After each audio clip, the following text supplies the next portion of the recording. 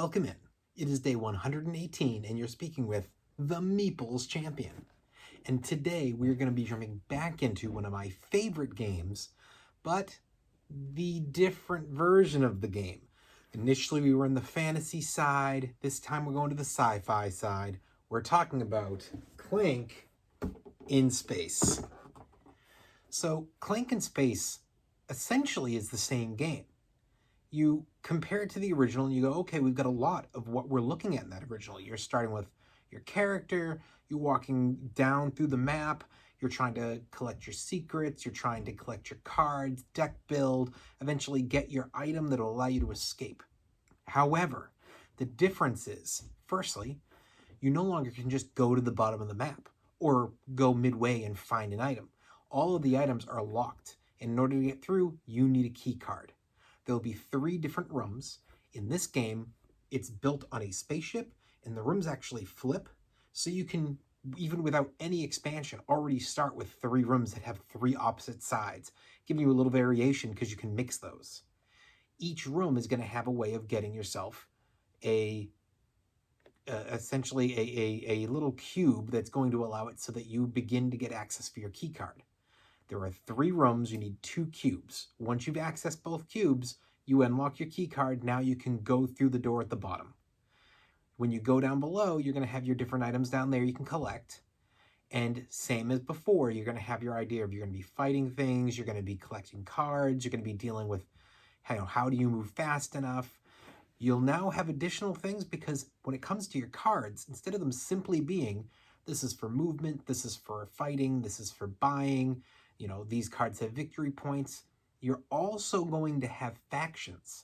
There'll be 3 different factions in the game. So the way a faction works is, if you draw 5 cards from your hand, you're hoping to draw multiple of the same faction. You'll have its base ability, so it might say you get to move a spot. But it'll also say if in your hand you draw multiple of the same faction, now you get to use their bottom abilities. It might say that the bottom ability is you get an additional step. Or this time you're going to get to grab yourself a credit, or you're going to get to have some kind of an increase or a discount when it comes to buying from your deck pools. So having these factions gives you this extra ability. You're also going to be dealing with getting crystals. Crystals exist through the game. You're going to be able to collect these. For the most part, they don't really do anything. You can cash them in for some cards to get, an extra ability. And if you're really lucky, there's a card that will actually make them turn into victory points. So therefore, you can end up getting a lot of victory points if you're able to get all the crystals and you get this card. Great combination. But then there's the escaping part. Now, originally, the way the old game was set up was, when you got to the top, you would escape, and then the next person that would escape would just go right behind you. And when somebody gets out, whenever it gets to their turn, you would have to basically pull from the bag and see if anybody get attacked. Well, part of that remains. What changes is now there are escape pods. So when you go to leave, there's 4 escape pods. When somebody leaves, one of them are gone. Now one of your options has disappeared. It makes it a little tougher for the next person because their options of escape has reduced. On top of that, your bad guys are actually, basically you have, there's an alien, but there's also a robot, and they'll drop these red cubes into the bag. So now when you pull a red cube, the red cube says everybody who's still in the ship gets hit. And then you throw the red cube back in the bag. You start with none, but eventually you can get up to 2 of those in there. And as you get to the end of the game, people are hitting escape pods, and all of a sudden, if you're the last one to go and you have to pull for 3 people, there might not be a lot in there, but those red cubes keep getting tossed back in for every next pull. You could end up getting hit 6 times easy just because of the reds and you have no cubes in the bag. So this game is Clank, and yet it's not Clank because it is a whole bunch of new pieces that makes it a completely different game. For me, I prefer the original Clank, but I like this because it gives me the option to pull out essentially the same style game, but with totally different rules and a different feel being sci-fi, and it allows me to just kind of shift it up once in a while. So when I first started playing, I played the original Clank for like a year. Then I got Clank in Space. I played it for about another year. Then I shifted back to the original Clank, and Clank in Space is kind of coming up soon again for me. Right now, we've been into the Clank Legacy game, but we just like to kind of shift them in and out as to who we focus on. Well, that's my general opinion there, but why don't we jump into the actual 7 categories we judge all our games on, and let's see where this one lands.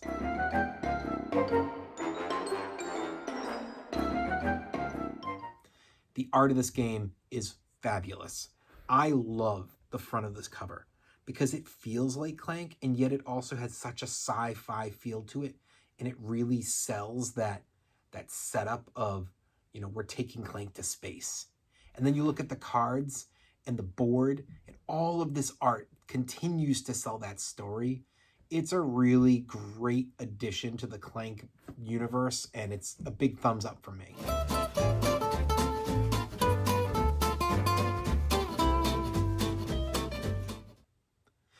The components are fantastic in this game. Whether you're talking about the board itself, which is, like most boards, you know, a really nice cardboard, but the fact that pieces puzzle piece together, really well done. Your cards, which again are a top notch. Your loads of components. There's pieces of cardboard in there, but then there's also these really nice plastic cubes or the plastic gems that they put out there. A lot of different type of materials, and they're all really good quality. It's a thumbs up.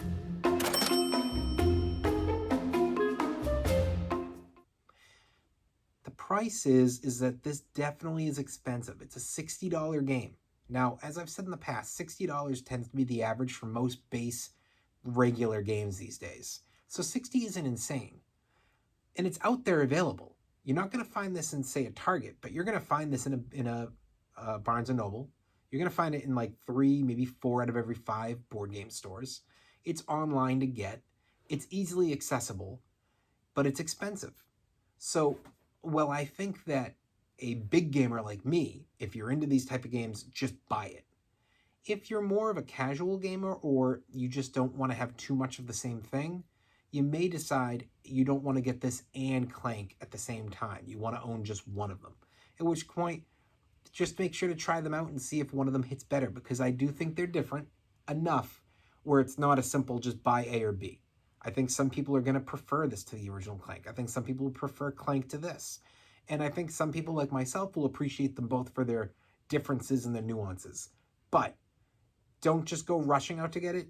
Same point though, I do think the price is acceptable. Great game, thumbs up.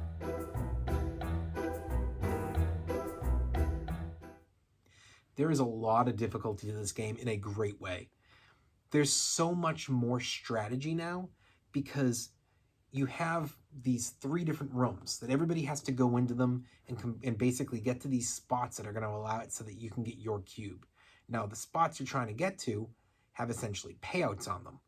And the bigger the payout means the more risk you're taking of getting attacked by a monster or taking some type of a hit. It's a cool concept. It definitely is, you know, hey, this one it's right at the front door. It's an easy to grab for getting my cube, but I'm going to make like 2 sounds. So my Clank are going in the bag. But if I'm willing to walk the room, it might take me a turn or 2 to get over here. Now I can go and grab a spot that says, well, this spot is going to pay out something really nice. The difference is that there's only so many things available, and when somebody grabs one, it's gone. And even if you've grabbed one, you can keep grabbing others. So you can make it really tough on somebody to be able to get their cubes. Now, outside of that, you have your ability to try to get down below, to try to get to your escape pods, to try and build your deck, which is like the original, but now you have this deck being built in a way that has your factions mixed in too. There's a lot to work with. I think that it's definitely something that an expert and an experienced player will love. At the same time, you don't have to overthink it. You can treat it like Clank and say, I'm not going to pay attention to the factions. I'm just going to buy the cards that look good based on their top ability. Or I am going to buy the factions, but I'm only ever buying this one faction, so I can guarantee I'm always drawing multiple of a faction. There's ways around how you strategize, making the difficulty for me definitely level to allow in a beginner or even a kid, because I think this game is definitely open to younger kids. I know that my wife's cousin, he really liked it when I ended up getting Clank for her family. And when they all got together to play, he loved it and ended up getting the game. And he was right around 10, and he plays it a bunch. It's a big one for him and his friends. So I think the difficulty is a thumbs up across the board.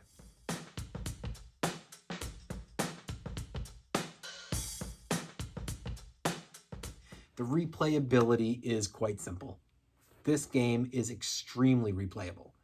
I think this is the kind of game that whether you're playing one-on-one with your spouse at the house or one of your kids, or you're playing in 3 or 4 player games with your friends or family, you can pull this game out at least once a month.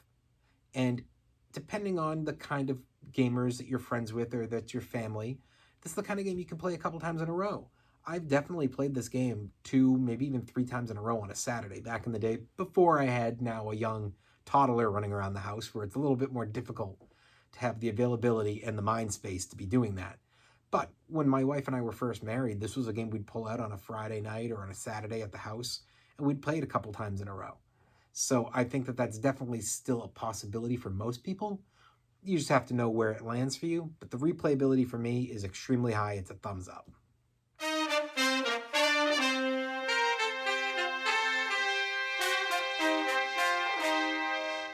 Those keys to victory, as usual, are always sprinkled nicely in here. What do you want to do?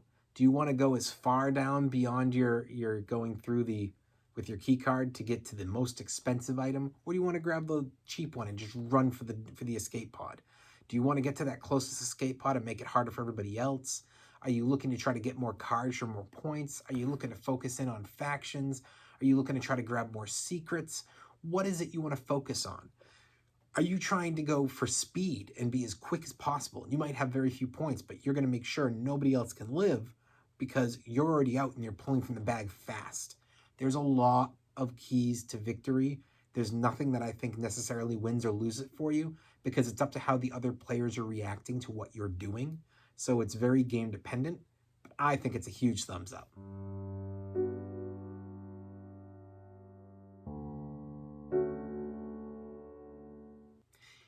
Is this game unique? I do think this game is distinctive enough that I wanted to own it as well as the original Clank. With that being said, it's still one of those games that I have to think about it because they are close enough. Yeah, maybe they're only 60, 70% alike. There's enough of a change that they're worth owning both. But that doesn't mean they're not comparable, and it doesn't mean that it's 100% unique. It just means that it's almost like having a game and having an expansion and being able to say, I can play with either one. Yes, I can play this or Clank, but they're not unique from each other. They are close enough where I think that it has to be a thumbs down. I love this game. I want it to get 7 thumbs ups, but I can't just fabricate a thumbs up because I want it to have a thumbs up. I have to be honest, and it's just not unique enough. Well, when we're talking about this, what do we really think overall? In my opinion, this is a game that you have to try. If you're into sci-fi games, which I want sci-fis in my collection, and more recently I've started to get more sci-fis in my collection, but in general, I'm a fantasy game player. This is a great one to lead off your sci-fis because it fits really well. And I don't think you have to buy it, but if you're interested in this kind of game, if you know you like a deck builder, if you know you like moving around like in the old games, and you don't seem to have many of those these days, just spend the money. I don't think you're going to buy this and be disappointed. This is a game that has hit for me, and with anybody I've played with, they've enjoyed it. I've never had it be a loss. So I don't think this will be a failure. That being said, it is a bit expensive, so just be aware. If you already have Clank, maybe you don't need to get this game. Or if you want both, make sure you know which one you like more, fantasy or sci-fi. Or if that doesn't matter about the theme, make sure you understand those additional or the shift in those mechanics. And understand what your expansions are. I feel like with the expansions to Clank, it's more boards and a shift of ability for each game. Whereas with the expansions for this, it's different rooms primarily for your ship. So it's more shifting things in, and you can mix those more. It allows for more opportunity for you to have a whole bunch of different combinations. So you just have to figure out what works for you. But I do think this is one that you're going to enjoy. But that's just my opinion. It's up to all of you to get out there, play this game, play the original Clank, play other games that I list for you, and see where they land for you. See if they're games that are worth your time, worth your money, and worth your group's effort. Well, This has been day 118, and we've been talking about Clank in space. And you've been speaking to the Meeples Champion. Like, share, subscribe, and check down below in the description where I'll be adding in an Amazon link in case you want to pick up this game for your collection. Until next time, I'll talk to you tomorrow.